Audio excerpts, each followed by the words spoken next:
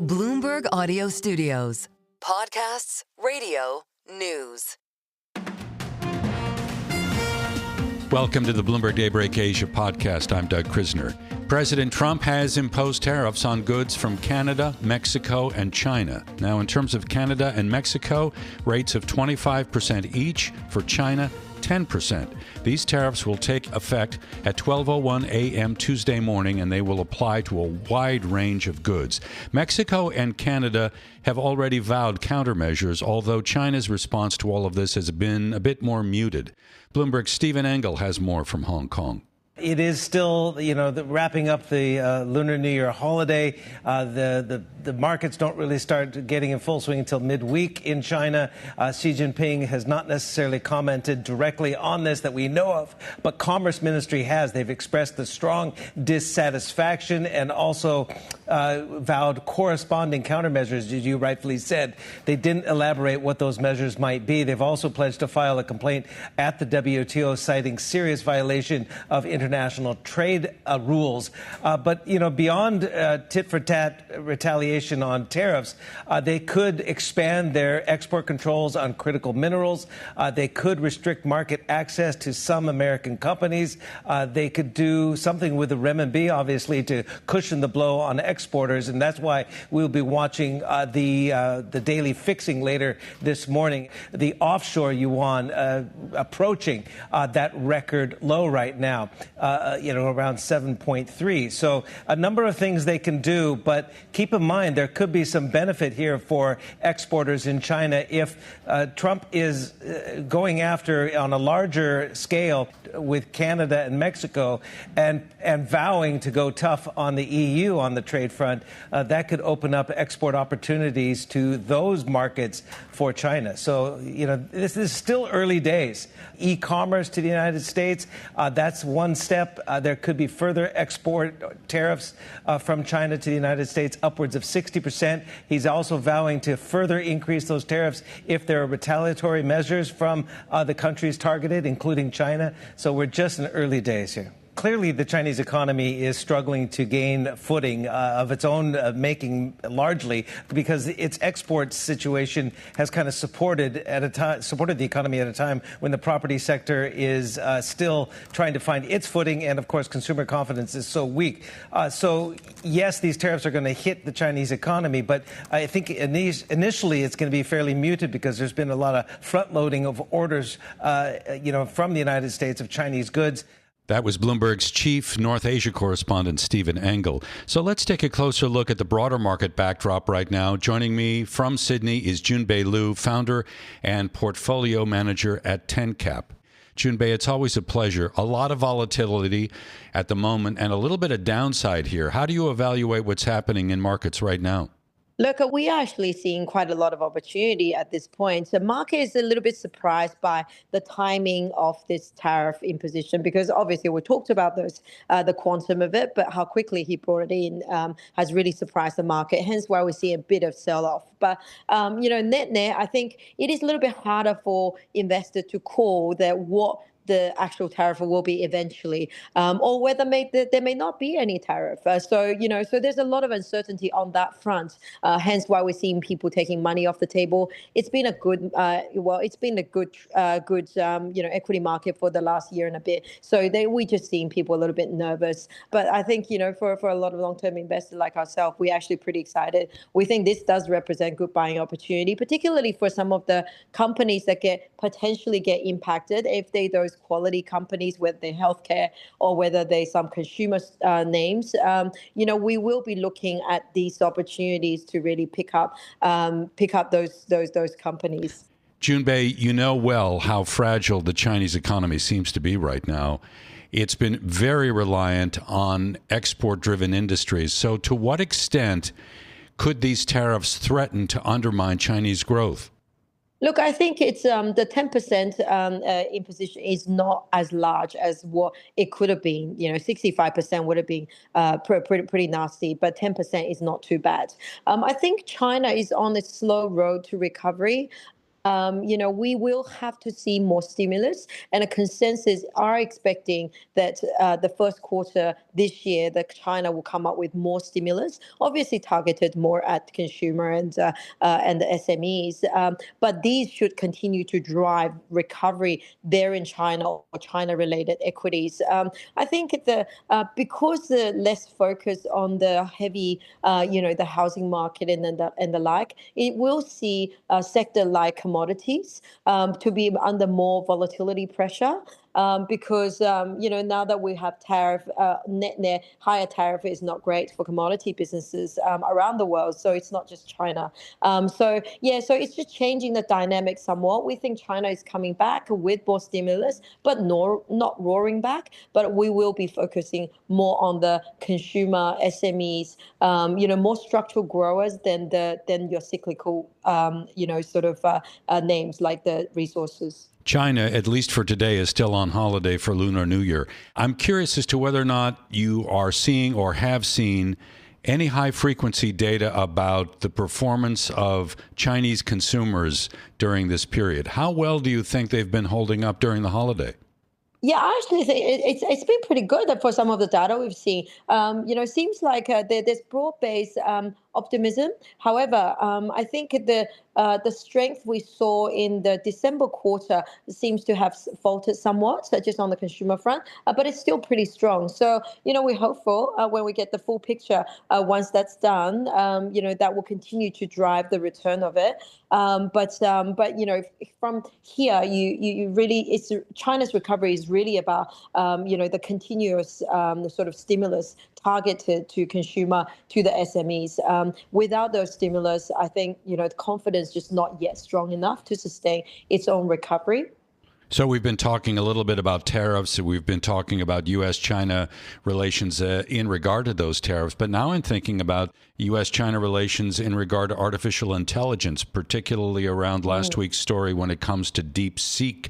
Do you think this story could result in a lot more strict controls on American technology flowing into China? Look, I think the story itself is not going to be the trigger of it. However, in the last 5 years or more than 5 years, we have seen this decoupling between China and US across many different fronts, whether security, technology, infrastructure, lots of those has been taking place, and we expect that to continue. DeepSeek, in my view, is that it's really just a sign that, technological advancement, right? At some point, we will have someone come up with a cheaper model. Whether it's from a Chinese company or from everywhere else, net, I don't see that as negative for the growth of the sector, because it just makes the AI models cheaper, make it more useful, and more people can use it, and more consumer can, drive the next leg of uptake, right? So, it's not negative, but it's, so, the segregation, the decoupling between US and China will continue. Maybe it'll become more rapid, or maybe not. But it's good, expect it to be a long trend over the next few decades. Before I let you go, I know you're in Sydney, and I want to get your take on how well the Australian economy is performing. We know that it's very strongly correlated to the China story. How are things down under right now? Yeah, interestingly, the Australian economy is actually okay. It's doing quite well, and consumer, sort of come back somewhat. But it's, with the expectation of a rate cut in February, things are looking pretty good back here. Our equity market optimism returning.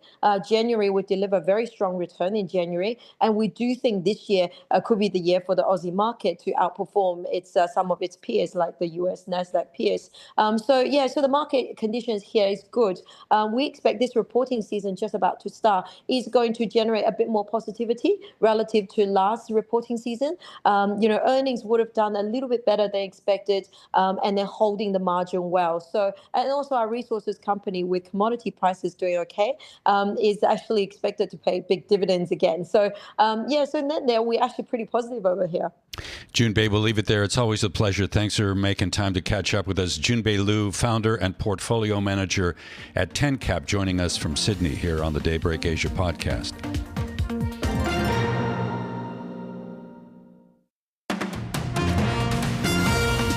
Welcome back to the Bloomberg Daybreak Asia podcast. I'm Doug Krisner. Joining us now for more on the tariff story and what we can expect from the U.S. side is Stuart Thomas. He is founding partner at Precidian Investments. Stuart, thank you for making time to chat with us. One of the things that we're seeing right now in terms of immediate knee-jerk fashion is weaker currencies in Canada, Mexico, Europe, as well as a much, much stronger dollar. In fact, the Bloomberg Dollar Spot Index right now is up by around 1%. Is this going to be a major headwind for U.S. multinationals? Well, look, I don't think any of this comes as a surprise, right? I mean, the fireworks have started. As I always say to everybody, sorry to use the old cliche, but buckle up, it's going to be bumpy. I think long term, the trends are in place for a very strong U.S. dollar, right? You have a hawkish Fed. You had the threat of tariffs, which are now actually being implemented. I guess it'll happen on this Tuesday. We've got a stronger economy relative to the rest of the world. So you've got all the pieces of the puzzle in place for a very strong U.S. dollar. Will it be a headwind? You know what? I am not as concerned long term as I think most people are. Again, I think these are knee-jerk reactions.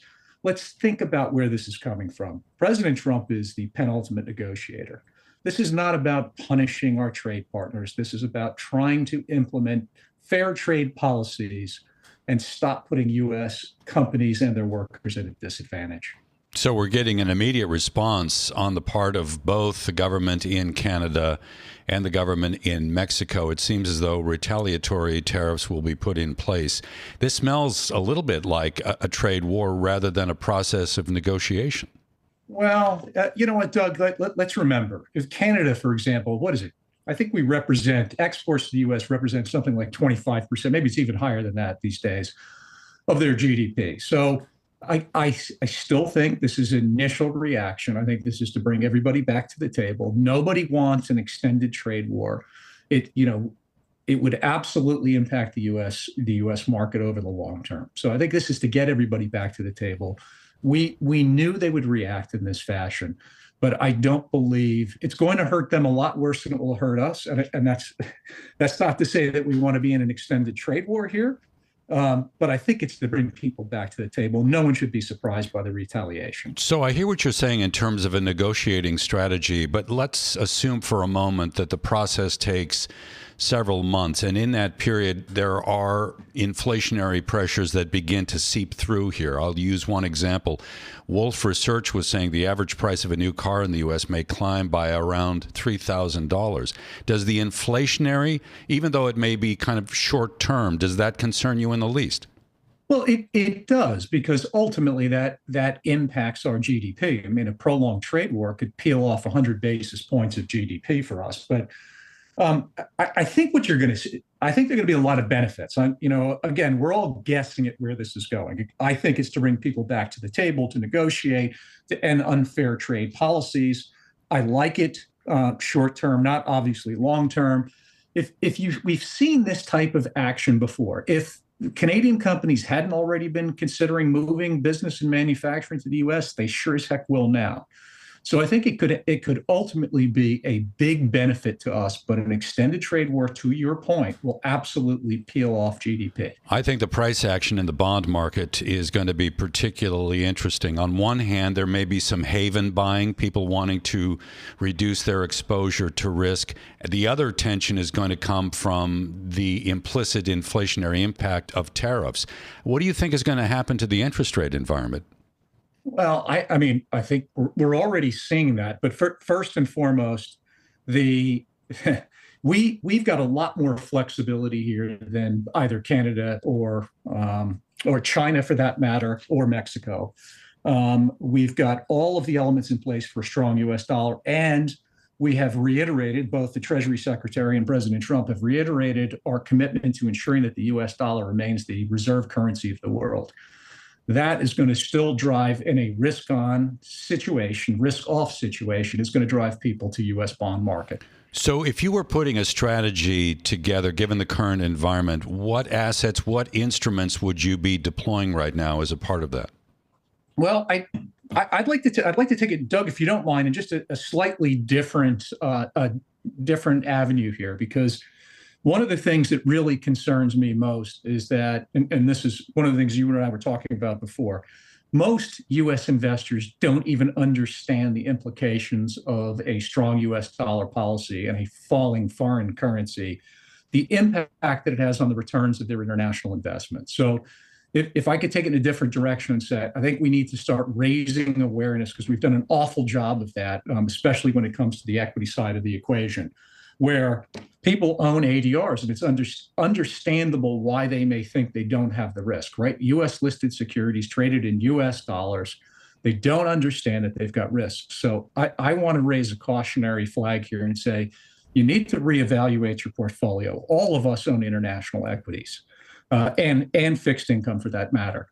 When you own international equities in particular through ADRs or foreign ordinary shares, you have to be aware of the fact that you have dollar for dollar exposure to the local currency, whether it be sterling, euro, yen, peso, whatever it happens to be. So I would say, take a look at your portfolio, take a look at your international investments in particular. Even if you own US listed securities, ADRs in particular, you have currency risk. And I would caution you going forward to bet against the US dollar. Okay, so that's a hedging strategy. That's my takeaway. Talk a little bit more about what that might look like. What is the shape of a good, effective hedging strategy these days? Well, we talk about hedging strategy, but for the average U.S. investor, there is no way to hedge individual positions, at least until now. So if you need exposure to a particular region, there are ETFs out there that are hedged versus an entire index. And then recently we launched a whole new series of products called ADR hedged ETFs, which are simply the underlying ADR plus a currency hedge overlay to mitigate the volatility between the US dollar and the local currency. So first and foremost, when you're taking a look at international equities in particular, and identifying the company, what you want to know is, do I want currency risk or not? And for most investors, the answer is you shouldn't. The de facto position really should be, I want a hedged security. The only people that should be buying ADRs are people that want to actively take currency risk versus a local currency. Stuart, we'll leave it there. Thank you so much for joining us, helping us understand market dynamics during the time of tariffs. Stuart Thomas there, founding partner at Precidian Investments, joining us here on the Daybreak Asia podcast. Thanks for listening to today's episode of the Bloomberg Daybreak Asia Edition podcast. Each weekday, we look at the stories shaping markets, finance, and geopolitics in the Asia Pacific. You can find us on Apple, Spotify, the Bloomberg Podcast YouTube channel, or anywhere else you listen. Join us again tomorrow for insight on the market moves from Hong Kong to Singapore and Australia. I'm Doug Krisner, and this is Bloomberg.